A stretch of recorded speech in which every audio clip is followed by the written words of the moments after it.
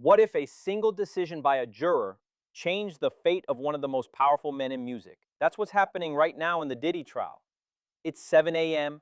outside the federal courthouse on Pearl Street.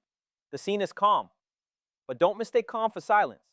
Inside, the battle for narrative is in full swing. The jury, already at work, already sending signals. One juror, number 25, is already raising red flags. A PhD holding nuclear scientist, refusing to follow the herd. Now that's either a disruption or the voice of truth. The crossroads. The judge receives the note. We don't think juror 25 can follow your instructions. The prosecution wants him monitored, wants him constrained. The defense, they say, let him think, let him lead. Because real leadership isn't about agreement, it's about discernment. The bombshell question. Then the jury drops this. If someone passes a vial of a controlled substance just for personal use, is that RICO? Boom. That's the question. That one question tells us what they're wrestling with. Not arson, not trafficking.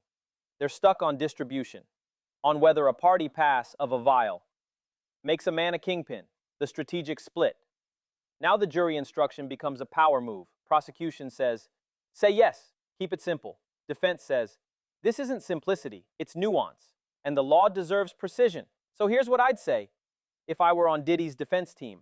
Yes, passing a substance could qualify as distribution under federal law, but only if it was done knowingly and with the intent to distribute.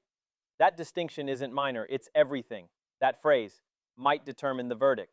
What this tells us. This is no longer just about Diddy. This is about precedent. If one party moment becomes a RICO conviction, then anybody who's ever handed something off is next. The jury's not just deciding a verdict, they're defining justice. If you were on that jury, would you convict on that alone? Would you call it distribution or discretion?